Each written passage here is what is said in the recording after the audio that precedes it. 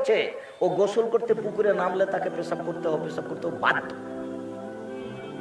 কেন? এটা নীতি।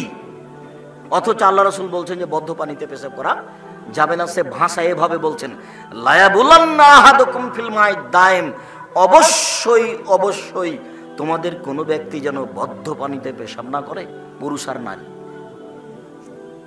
দেখেন আপনি খোঁজ নিয়ে, এমন কোন নারী নাই যে পুকুরে নামে পেশাব না করে টিকতে পারবে না।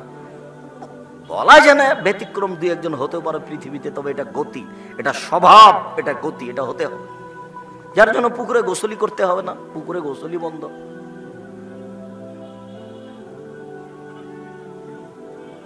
তো ফরজ গোসল তাহলে অপবিত্র অবস্থায় সেখানে নেমে করা যায় কি করে, যেখানে পেশাব চলে না, যেখানে পায়খানা চলে না। রাসূল সাল্লাল্লাহু আলাইহি সাল্লামের পবিত্রতার পদ্ধতি মানুষ বুঝলো না। বলছিলাম সম্মানিত দিনী ভাই বোন, রাসূল সাল্লাল্লাহু আলাইহি সাল্লামের নীতি সাহাবীগণ মেনে চলার জন্য কত প্রস্তুত ছিল বলা লাগে না। জুতা খুলে ফেলেছে। তা আপনারা যে যেখানে আছেন, আপনাদের কথা বলা বন্ধ করে, কাজ বন্ধ করে, প্রয়োজনীয় কাজ ত্যাগ করে কিছুক্ষণ অপেক্ষা করুন। আপনার কিছু না কিছু উপকার করবই করবো ইনশাআল্লাহ।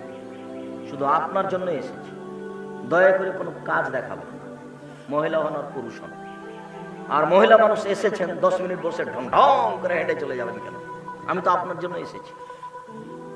যতই কষ্ট হোক, ছেলে কাঁদো, হইচই হোক, আপনি মুখখান বন্ধ করে আমার দিকে চেয়ে থাকবেন এক খেয়ালে। মুখটা বন্ধ করে এক খেয়ালে চেয়ে থাকবেন, আপনার উপকার করাই চাচ্ছে। আর তোমরা যারা যুবক আছো, রাস্তাঘাটে দোকানপাটে বসে আছো কেন? দোকানপাটে আজকে বসে চা খাচ্ছ কেন?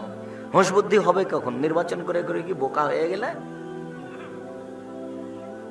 মানুষের পিছনে দৌড়িয়ে, মানুষের পিছনে ছুটে ছুটে কি বুদ্ধি কমে গেল? যদি আল্লাহ নবী বলেছেন যে কাইফাবে কমাবে জামানিন, তোমাদের কি হবে, যুগের কি হবে, তোমাদের কি হবে, যুগের কি হবে, তোমাদের কি হবে, যুগের কি হবে।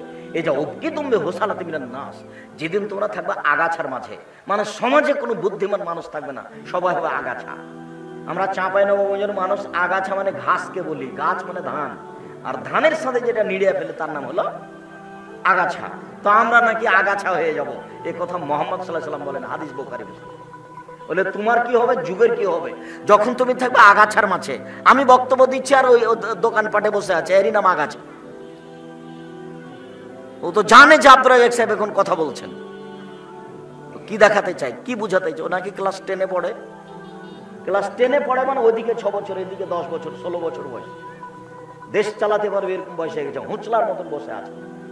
হুঁশ বুদ্ধি বিবেচনা সব হারিয়ে দিয়েছেন, আগাছা। আপনি